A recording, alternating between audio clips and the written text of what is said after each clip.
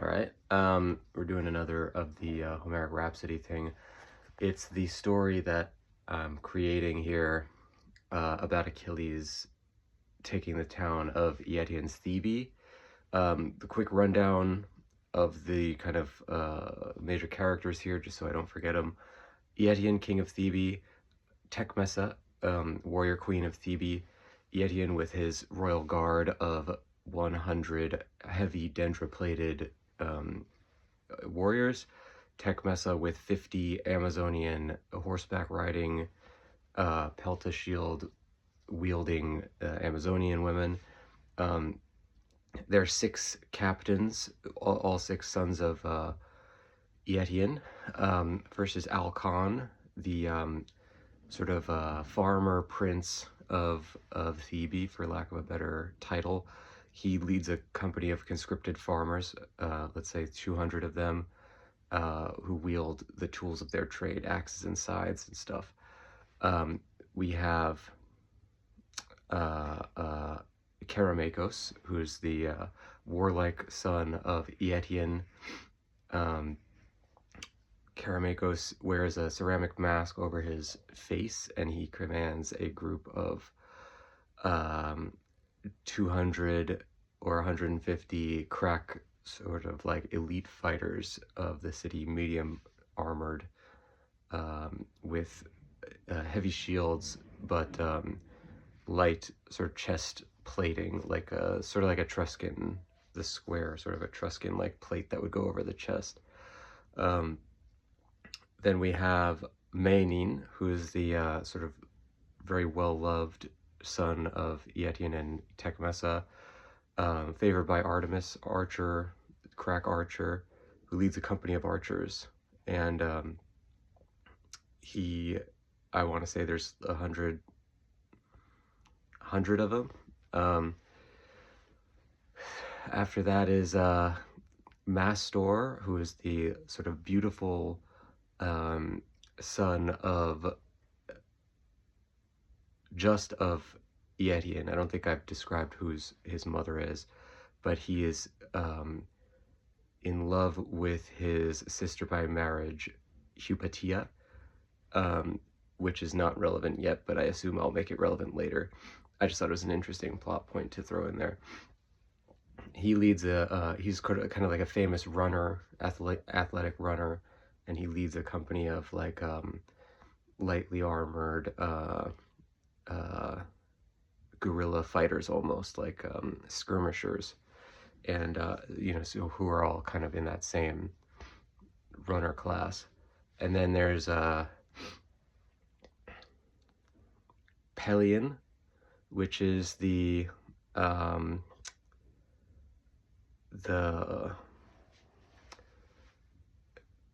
he's like the great strategist, who commands a group of a lot of sort of diversely organized different types of fighters that he's like really skilled at commanding and sending out in complex formations and stuff. He also organized the city's defenses. And then the last is Chromius, I want to say. Chromius is a son of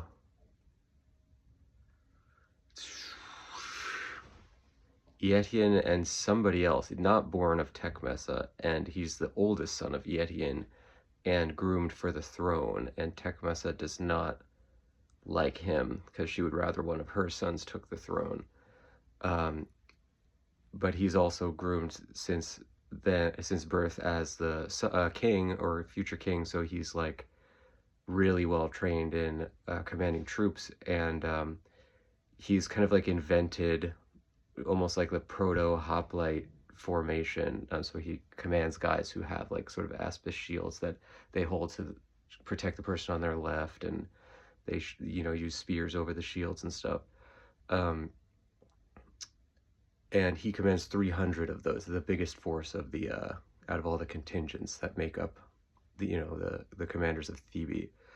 And that's the group. And then there is Phoenix, who is Achilles' mentor who's been captured by the Thebans and is forced to march with them.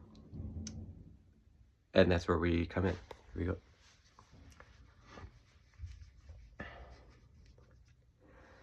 Sing, goddess, on Mount Helicon, of that great march of the Thebans, after they had been given their marching orders by the king, shining in his raiment on that hill in front of the gate of Apollo. That army marched forth with the thunderous footbeats that would seem to be hailing in some phenomenon of the earth shaker himself. And as they walked, the Olympians looked on from their thrones on up in the sky at the left and the right of great Zeus. And the foam-born spoke up, she, always laughing of the lovely ankles, had said out loud in front of all, "Look at all of these glorious warriors. They seem to be outnumbering Achilles' force by many, and they do not know that they are even more than they expect above Achilles' number, for Patroclus has abandoned them to go on his own journey for the time being. What is to stop them? What's to stop them from knowing or from crushing Achilles as he sits there in the forest, no matter how protected by Hera or Athene he might be?" These two goddesses listened, and they kept their own counsel, knowing what plans they had, and knowing how far they outweighed that foam-born in the ways of war and stratagems. And she, that daughter of Zeus, she looked toward these two godlike women, godly women, and she said to herself, "Well, they have something up their sleeves that they're not telling me, and I will make it sure that they must fall. For if I can destroy Achilles here against the decrees of fate, then we might change the entire course of what will play out for this war. Thus, I will come down, and I will not move Achilles, nor will I change the formations of battle, but I will alter the hearts of man and woman, and we will see who is the most powerful goddess in Olympus, who might sit next at the right arm of the Cronian Sky Father. For I, though powerful I may be, though I hold sway even over the gods themselves, do not tend to have the respect that is due to me."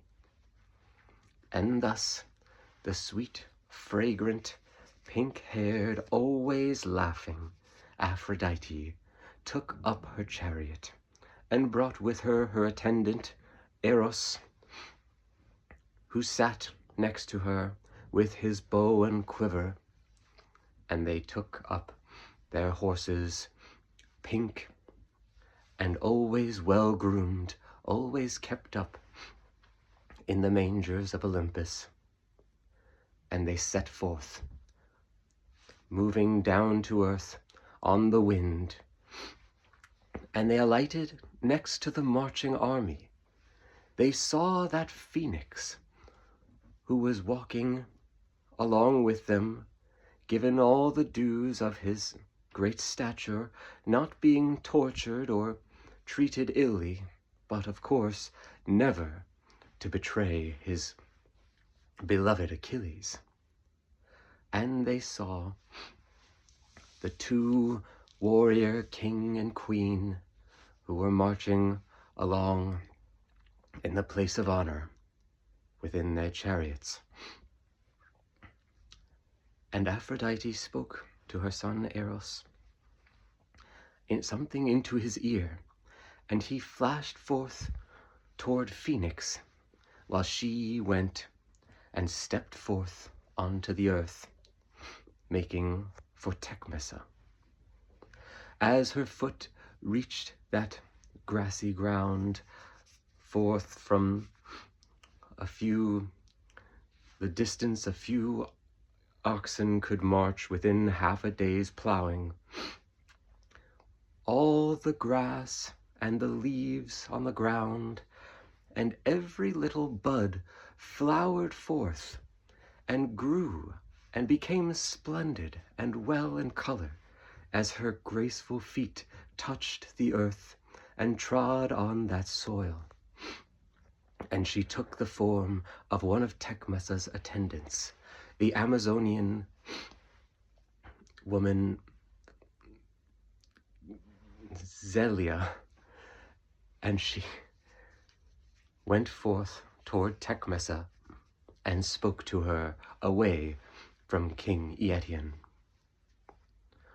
O Tecmessa, I think that we have a force that is beyond reckoning compared to what Achilles may have, for I may not reveal some of the information I may have heard about Achilles' armies, but I think we may find that we are in even a better position than we expect. What we must do now is to find some way that we can win a bit of loyalty from Phoenix. We know that he will never betray his ward Achilles, who he had raised since he was but a squalling babe at his breast. But we might find some way to gain at least a bit of information from him, so that we can be better equipped to take on these forces. For while Achilles and his Myrmidons have fought for this past year in Troy, we do not know much here in Thebe. We have not gained much word about their specific movements or actions or fighting styles. And therefore, we must find some way. Will you not go to him and see if we can persuade him to give us what we desire? Perhaps by giving him what he desires. And thus she walked back to where she had come, and she stepped behind a tree in that forested area where they had been marching in a clearing. And Tecmessa knew that something had occurred, not just an attendant that had come to her, but something more, something that she should not ignore. And out of her sight, Aphrodite met back with Eros, who had finished his task, and they stepped into their lovely chariot and drove forth to the halls of Olympus, where they gloried in their splendor.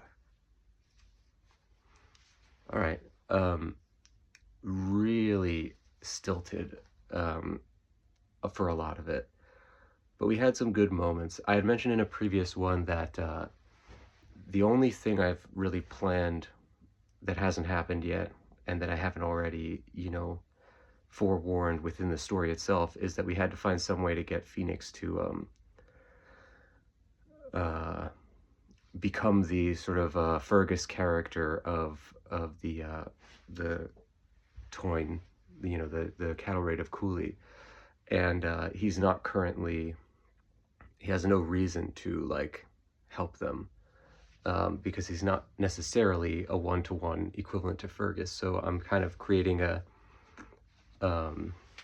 bit contrived, but within stories of ancient sort of lineage, a lot of times there's things that to us seem contrived, but you can kind of assumed that there was some kind of like series of versions that came up to this that just caused it so that this thing had to happen. And so I don't really worry too much about stuff feeling contrived.